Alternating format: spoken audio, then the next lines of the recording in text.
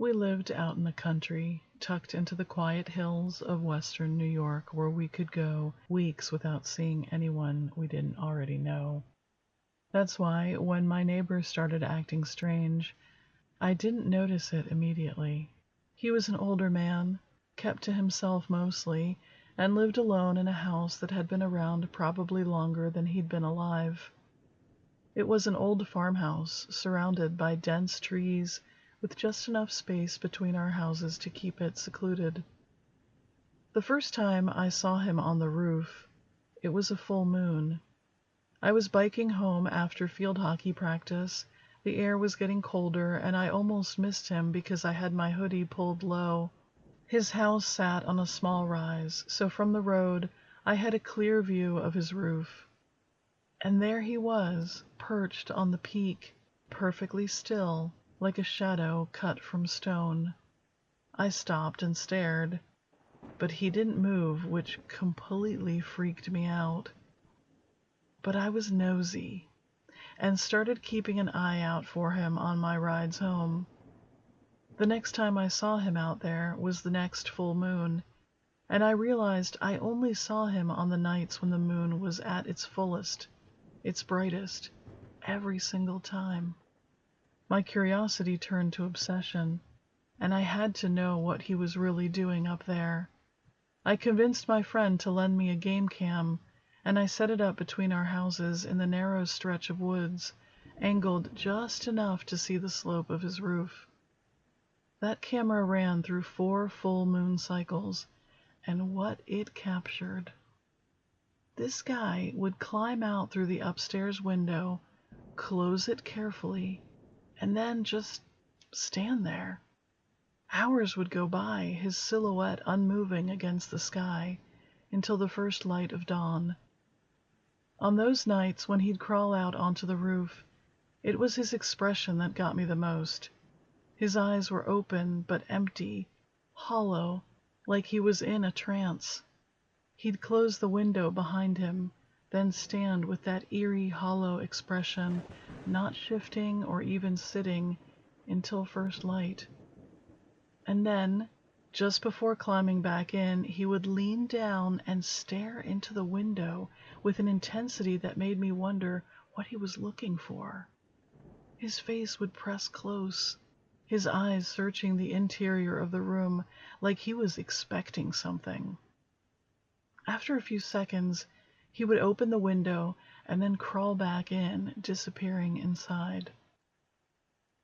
I never told my parents. It was just one of those things that felt too strange to explain, and I didn't want them to think I was weird by stalking our neighbor. I went off to college and half forgot about the guy until I was back for Thanksgiving. Noticing how run down the house looked, I asked my parents about him. Apparently, when no one had seen him in months and the house had started to look grim, someone called in a welfare check. They found him, all right, down in a tunnel that he'd dug beneath his house. The floorboards in his living room had been painted black, covered in occult symbols carved into the wood. They found a trap door with heavy anchors hidden beneath a throw rug leading to a tunnel carved deep into the earth. As they described it to me, I felt a knot in my stomach. They said it was dug narrow, almost claustrophobic, and stretched far beyond the foundation of his house. He'd lined the walls with symbols scratched into the dirt. They'd found melted candles on an altar. His body was found at the end of the tunnel, emaciated, lying on his back, his wrinkled lips twisted into a smile, like he'd finally found whatever he'd been searching for. They said it must have been exposure that had ended his life, or maybe starvation, but I knew better. I remembered the way he'd looked on those videos, standing perfectly still on his roof, waiting for something, his eyes glassy and far away. I remember watching those videos alone in my basement, forwarding through the hours of him standing there, unable to get to sleep for days afterwards, knowing that guy was our neighbor. When the moon's full now, I still think about him, my strange, silent neighbor standing on his roof, like he was hiding from something. I wonder what it was he was avoiding up there in the moonlight, or what had finally found him down in that cold, dark tunnel, with no one around to hear him when he stopped breathing.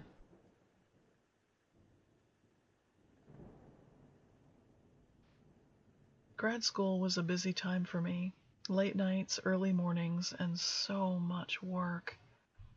I lived in a cramped studio apartment in Boston, barely more than a bed, a closet, and a tiny kitchenette, which was fine because I was rarely there, long enough to sleep and shower. Between classes and work, I was so tired that most nights I'd crash in my tank top and running shorts, falling asleep as soon as I crawled under the blankets. But exhaustion wasn't the only thing keeping me up. It started small. I'd be deep asleep and suddenly, flick, I would feel like someone had snapped the hem of my shorts or tugged at the strap of my tank top, just hard enough to wake me. I was so tired I'd barely register it at first, assuming I was in a bad dream. But when I'd look around at my small, empty studio, lit only by the glow of the streetlights outside, I didn't feel like I was quite alone. Then there was the shower. I'd be rinsing shampoo from my hair, eyes closed, and I'd hear it, the quiet, unmistakable dragging sound of the shower curtain sliding open. Every time I'd snap my eyes open, water stinging as I stared out at the empty bathroom. It was unsettling, but it kept happening. I tried to ignore it, but then it got bolder. I had this little burner for cooking, just enough to heat up some ramen or make eggs. I'd step away from it for a moment, like to grab a spoon, and somehow, in that split second, I'd turn back to find the pot or pan on the floor, fully upright, like someone had just set it down gently. Once it left a deep, ugly burn on the linoleum that I couldn't scrub out. It could have started a real fire. I started to wonder if whatever was in this space with me was trying to hurt me, and by extension, everyone else in that building. I kept myself busy and tried to ignore it. I was at the halfway point in my master's program, and I needed to stick it out without the hassle of having to move. When things were quiet for a week or two, I rationalized that I was just overworked. Maybe I was just imagining those things happening around me. We always look to the most reasonable explanation first, I suppose. But then there was the closet. The mop I kept in there, it had this habit of banging against the door. I'd hear it in the dead of night, a soft, insistent thud, thud, thud. The first few times I heard it, I thought it was my next-door neighbor. I'd crept towards the sound and found it was coming from my small closet. I had a little stick-on motion light on the wall in there and noticed the dim light coming from beneath the door. I was terrified of what I'd see when I opened that door, but I had to do it. Nobody was going to do it for me in the middle of the night. I yanked the door open, standing wide of it, and froze when I saw the mop drop to the floor, clattering, lifeless, as though it had been held upright, then dropped the moment I'd opened the door. But I hadn't imagined the sound, or the movement of it, the thudding against that door. The motion light itself was evidence of that. This happened a few times a month, and only at night. Sometimes I'd check, only to find it lying there on the ground. But if I didn't check on it, it would hit that door for longer, and then eventually stop. But there was nothing more unsettling than hearing it start, just knowing something I couldn't see was trying to get my attention. There was this one night, though, one that really made me question my sanity. I had just crawled into bed after a long day, drifting off when I felt a familiar flick against my shirt. Annoyed, I rolled over and pulled the blanket tighter around me, but this time it happened again. Flick. A little harder. My skin felt cold. I sat up and turned on the light, my heart pounding. But I was alone. I turned off the lamp and settled back down, but sleep wouldn't come. Every nerve was on edge. Just as I felt myself dozing off, there was a loud bang in the mop closet. Harder this time, like someone had thrown something against the door.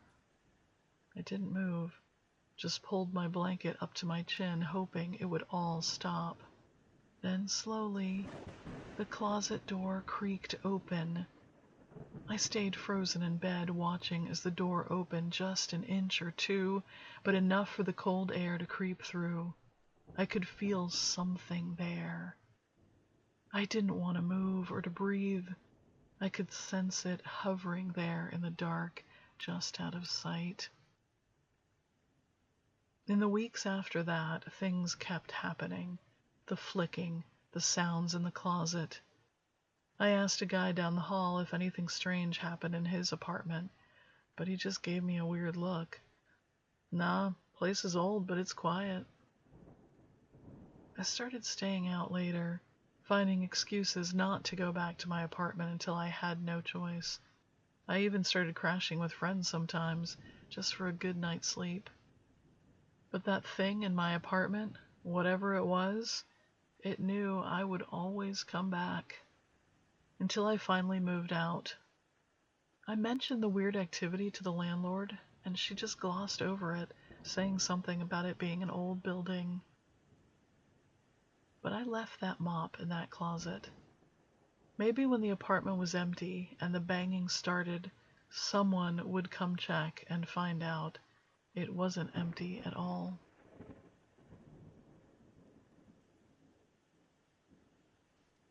For a few years now, I've tended bar in Annapolis, a bar famous for a particular ghost named Jamie. I'd heard so many stories about him, seen all the ghost hunters come and go. As legend goes, there had been an incident near the Naval Academy in the 70s, and a midshipman had lost his life tragically while out partying with his classmates. The bar where I worked was the last place they'd been before the incident, and some say he relives his final moments to escape death, and since then has hung around this bar permanently. When I started there, the old bartenders warned me, every night at the beginning of your shift, leave him a full pint at the bar. If you didn't, you'd have nothing but bad luck. I didn't entirely believe in the paranormal, but I liked the idea of Jamie, and honestly, people loved the bar in large part for its haunting, so I was faithful to the tradition. Bartenders can be a superstitious bunch, and I didn't want to tempt fate either. But then there was this one night. It was a busy Saturday that started with the college football crew and then merged with the later night partiers. People were packed, shoulder to shoulder, drinks flowing nonstop. I was rushing from the start, barely able to keep up with orders, and forgot all about pouring Jamie's pint. That night went south fast. Customers were rude, complaining about their drinks or taking forever to order, completely messing with the flow. Around 10, I realized the tip jar was gone. Someone had snagged it off the bar, along with all the busy night's cash tips. Things spiraled from there. I twisted my wrist struggling to tap a stubborn keg, which put me behind on orders, and then I crowned the night off by dropping an entire rack of glasses, scattering broken shards across the floor behind the bar. The whole night was a catastrophe, the worst shift I'd ever had. It finally hit just before last call. I'd forgotten Jamie's pint. Feeling my heart sink and a chill skitter down my spine, I immediately filled a glass with his usual, set it on the far corner of the bar, and whispered an apology under my breath. I was desperate to break whatever curse had fallen on that shift. My last customer of the night sat alone, ordering just an appetizer and a glass of water. I'd never seen the guy before, but he seemed normal enough, a little older, maybe in his early 50s, wearing a dark jacket and a cap. Halfway through his food, he looked up and ordered a pint, the same one I'd poured earlier for Jamie. I served it up and went back to cleaning. As he took his final sips, he glanced over at me, a casual smile on his face, and held up his glass. "This is a good one. Haven't had it before. Glad the midshipman recommended it." The words hit me like a punch to the gut. There hadn't been any midshipmen in the bar all night. In fact, our regulars from the academy wouldn't usually show up until Sunday, and I hadn't seen anyone in uniform at all tonight. I kept my cool, nodded, and said, "Glad you like it." He drained his glass in one smooth motion, tipped his cap, and left without another word. I went to clear his spot at the bar, only to find his pint glass completely empty, and there, right beside his empty plate and glass, sat a perfectly folded academy patch, the kind only a midshipman would have. Ever since then, I made sure to never forget Jamie's pint. House sitting for my parents always felt a little strange. There's something about being in someone else's space, even if it's your own family, that feels a little unsettling. My parents' new house is out in the sticks, which makes the dark seem darker and the quiet somehow louder. But the night I want to tell you about was particularly creepy, and it was just after Halloween. I was sitting on the couch with the back slider door open, trying to find something on Netflix, when I heard it. A little girl's laugh, high and clear, drifting from beyond the fence in my parents' backyard. It was late, close to midnight. A kid being out at that hour seemed impossible. But the giggles kept coming, soft and hushed, like someone was hiding. Curious, I got up and peeked out the window. My parents' backyard was enclosed by a tall, solid white fence with no slats, designed to keep people from looking in, but it also kept me from seeing who might be back there. The laughter continued for a few minutes, and when I heard it getting closer and couldn't hear an adult with the kid, I crept out the back door and onto the lawn, listening. The night was still. No crickets, no rustling leaves, just the sound of my own footsteps and the occasional giggle beyond the fence. I started following the voice, walking along the fence line, heart pounding, but curiosity pulled me along with each step. As I moved toward the far end of the yard, where it was darker, I could hear her voice more clearly. Nervously, I spoke up. "Hey, are you okay? Do you need help?" The little girl's voice softened, like she was whispering now, close to the fence.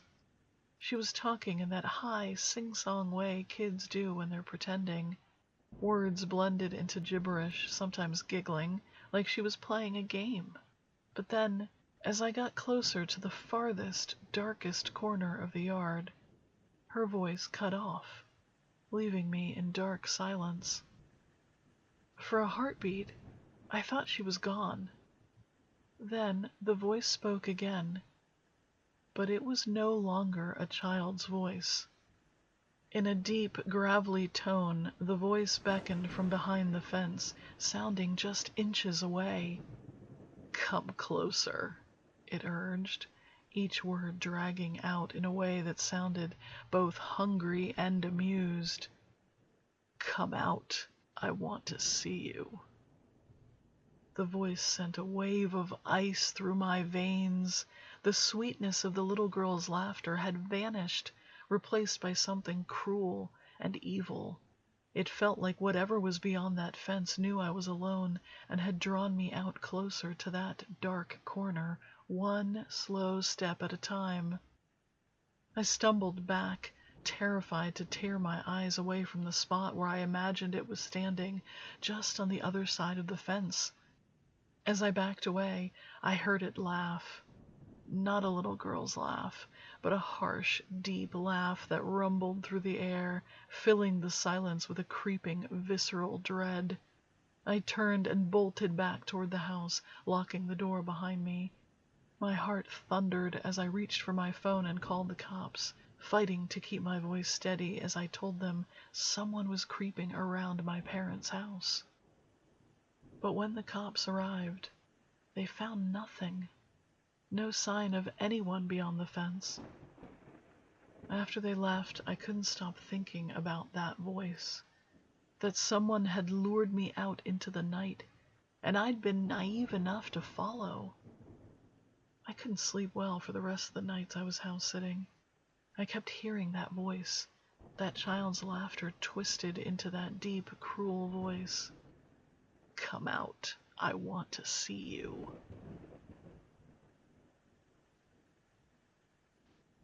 Living in Washington, D.C., I found a strange kind of peace biking around the National Mall late at night. My shift ended at 11 most nights, and I always had this wired energy that only a good ride could burn off. The area was safe enough, and the monuments were beautifully illuminated at night. The paths with the usual crowds of tourists had long gone quiet after dark. My tires glided over the sandy gravel paths, kicking the little rocks behind me as I rode. There was this one U.S. Park Police officer I'd often see on my rides. We'd always cross at the same spot, right at the fork where two paths intersected. She'd be walking towards me at the corner, her uniform neat and crisp, hat pulled low over her brow. I'd pass by, and she'd look up and wave, offering a gentle reminder to slow down, please. I'd nod, minding my speed out of respect for her, and ride on. But one night, something happened that I can't explain. My bike seat felt loose, and when I couldn't ignore it anymore, I stopped at the same familiar corner, flipped my bike upside down, and started adjusting the seat, feeling the cool night air settle in around my sweaty skin. As I fumbled with one of the loose bolts, I heard the familiar crunch of footsteps on the gravel path. I looked up, expecting to see her face illuminated by my bike's headlight. It was her, as I expected, doing her usual rounds. I raised my hand to wave, the same way I always did, but she didn't acknowledge me. She just kept her gaze forward, expression blank, like she hadn't seen me at all. I figured she hadn't noticed me in the dark, so I lowered my hand, waiting for her to pass by. But as she moved forward and past me, she raised her hand anyway, waving, but not at me. Then I heard her say the words I thought she'd directed at me those countless times before. Slow down, please. But there was nobody else there. Nobody in front of her she could be talking to. A prickling cold washed over me, freezing me in place. I couldn't take my eyes off her as she walked away, her eyes still locked on something unseen in the distance. Then, just as she was about to reach the next intersection on the path, she seemed to fade. It was like watching a scene in a movie flicker and die. The crunching of her footsteps on the gravel faded with her, leaving me alone in the silence of the mall at night. I stood there, heart pounding, trying to process what I'd just seen. There was no mistaking it. She'd disappeared. There was nothing to hide behind or block my view. I was still staring at that empty path, my hands trembling, when I noticed the air had grown unnaturally chilly. The hairs on the back of my neck stood up, and every instinct told me to get back on my bike and leave, to put as much distance as possible between me and that strange, empty path before she came back. I'd biked the mall dozens of times, passed that spot countless nights, but I'd never felt dread like this. I didn't wait another second.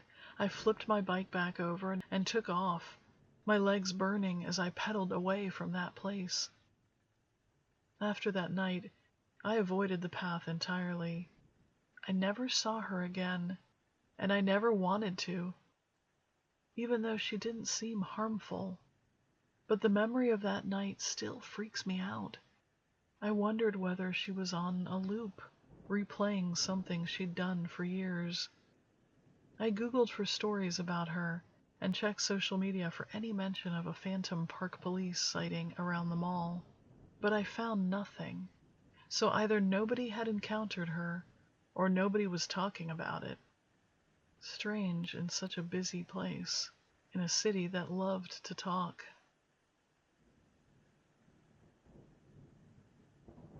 I don't remember much from when I was 5, but there is one memory that has stuck with me clear as glass. I was playing on the floor in my sister's bedroom, surrounded by my toys. I was alone in her room as the sun was starting to sink, casting that soft golden light that makes everything feel warm and almost unreal. I remember looking up, noticing the closet door crack open, just a sliver of shadow cutting into the warm sunlight spilling across the room. I watched it for a second, thinking maybe it was just my eyes trying to focus on the darkness of the closet in the sunlit room. But then it started to open wider, inch by inch, silently. And that's when she appeared. A woman stepped out, gliding forward like she was floating. Her dress was long, the darkest shade of black I'd ever seen, like it had swallowed all the shadows from the closet behind her. A black head wrap covered her hair, but long gray strands spilled out, thin and lifeless. She was staring straight ahead, her face pale, her eyes glassy, fixed on something in front of her. She didn't look at me.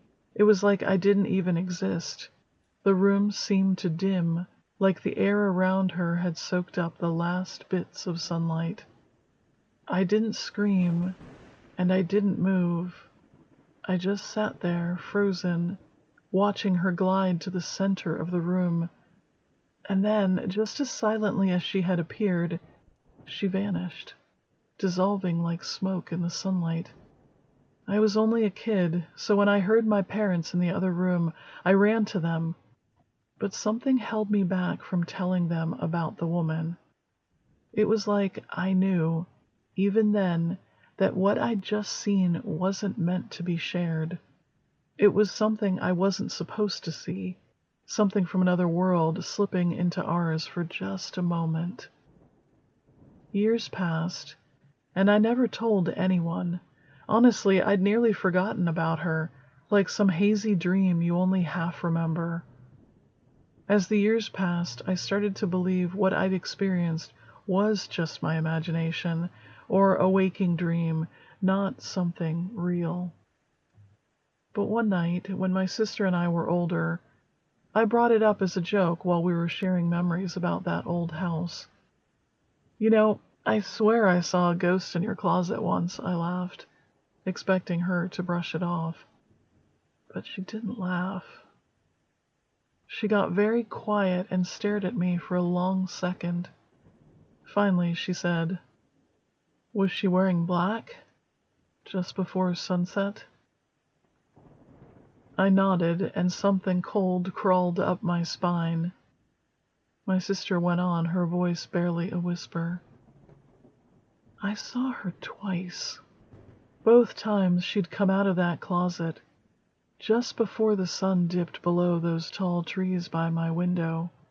She'd walk, no, glide, halfway into the room, and then she'd be gone. I learned to stay out of my room until it got dark. I thought if I stayed away, she'd just leave me alone." We never spoke of her again after that. But sometimes when the sun's just about to set, I'll catch myself peeking at closets or into dark corners, half expecting to see that pale woman drifting silently out of those dark spaces, like she did that day in my sister's old bedroom.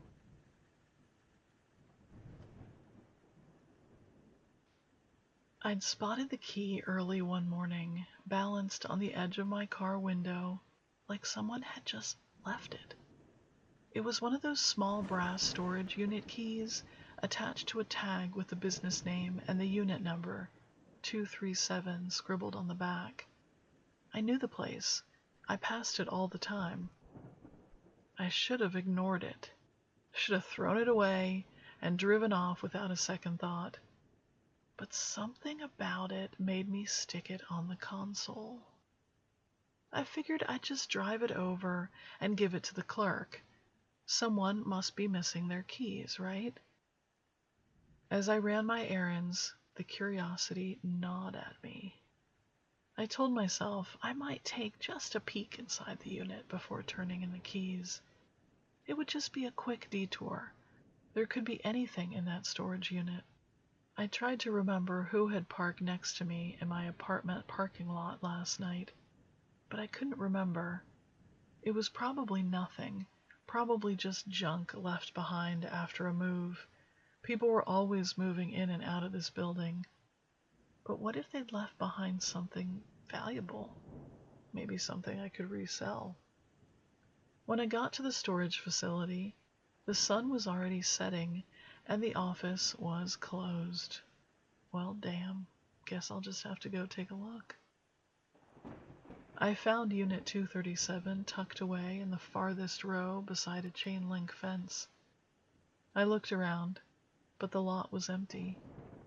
My hands trembled a little as I slipped the key into the padlock, jiggling it until I heard the reluctant click. The door groaned as I slid it open, the sound echoing through the stillness of the fading light. The smell hit me first, stale and sour like rotting food, a smell that made me swallow hard. The room was dark, but as I turned on my phone's flashlight, I illuminated the space in front of me. I jumped when I saw rows of mannequins standing in the middle of the unit, positioned oddly and dressed in mismatched throwback clothes. They were in bad shape and looked like they'd been dragged out of a dumpster. Each mannequin was posed differently, like they'd been stopped in mid-motion. Some were reaching out, others were slouched, but all had their heads twisted upwards, staring blankly at the ceiling. My flashlight danced across their hollow, unrealistic features, and I could feel myself starting to panic. Something was not right. I took a step back, my instincts screaming to leave, but something stopped me. A faint noise from the back of the unit. Sounded like a muffled whimper. A pulse of fear tightened my throat, pinching my breath as I moved deeper inside. My flashlight traced the rows of mannequins, casting sharp shadows that made them seem almost alive. As I got closer to the back wall, I noticed something else. Photographs taped to the wall, hundreds of them, all with the same eerie focus, a person standing by their car, and in every single photo, the person looked startled, glancing off to the side like they just noticed something unexpected. Looking more closely, I saw every one of them was holding a key, the storage key. That's when I saw myself standing beside my car that morning, holding that key, and a jolt of terror hit me. The realization that someone had set me up to lure me here hit me like a slap. Before I could process what was really happening, I heard it again, a muffled, breathy sound from behind me. I spun around, my flashlight catching on a shape slumped in the corner. At first, I thought it was another mannequin, but as I took a step closer, I realized it was a person, almost entirely covered in a dirty sheet, bound and gagged, their eyes wide with terror as they looked up at me writhing in the sheet. Their face was dirty, and I could tell they'd been there for a while. They began to shake their head, eyes widening even more as they looked over my shoulder. I felt a cold chill run down my spine, and then I heard it. A faint creak from behind me. I whipped around, and in the dim light I could see one of the mannequins had shifted.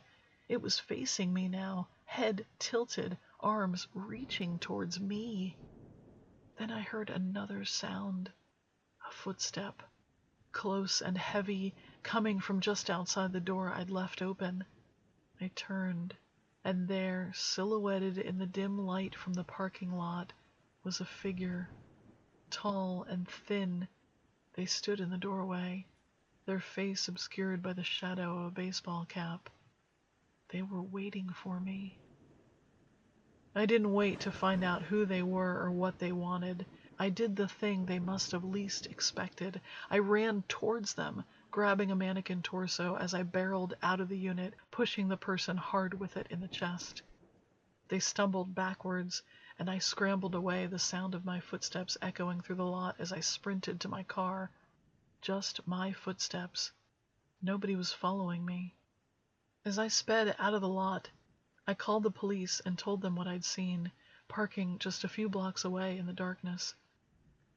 When the police cars arrived, I followed them in, curious about the person in the sheet. The cops flooded the dimly lit storage unit with their flashlights, the beams dancing over dusty floors and lifeless shadows. I stumbled to explain what I'd seen, the bound figure, the dark figure at the door, the photos of other possible victims, and the twisted, dirty mannequins scattered all around. But as the officers swept through the space, their faces shifted from high alert to exasperation. There was nothing there but an empty, unremarkable storage unit. A neat row of mannequins, spotless and professional looking, like window displays, stood against the wall. One officer, clearly irritated, waved me over, insisting I look for myself. As I stepped inside, the strange silence seemed amplified. I saw what they saw. With disbelief, I stepped farther in, scanning the mannequins, the floor, but there was no sign of that person helpless there on the ground. All except for the last mannequin at the end of the row. It was filthy and dust-streaked, the one with its arms and fingers outstretched, reaching towards me in a disturbing invitation. It was one I'd seen before.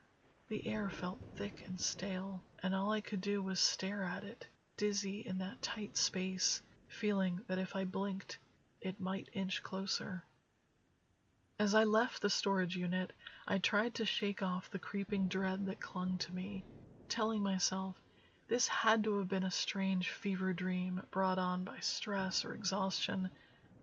But as I walked away, an eerie thought gnawed at me, worming its way through any rational explanations. What if it had been real?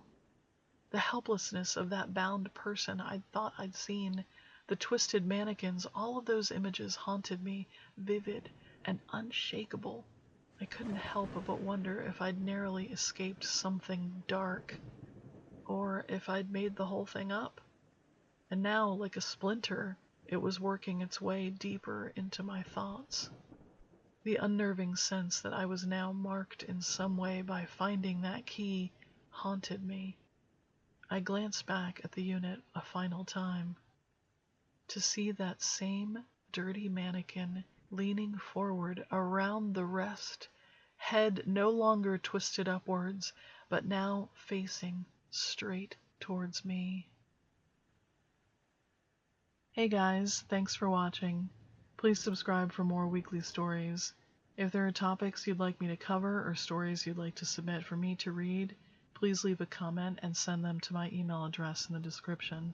If you'd like to support my work, please give me a like, comment, and definitely share these stories with your friends. It really helps. You can also do some shopping at the Lady Grimm store. There's a link here as a QR code and in the description. Thanks again, and see you next week.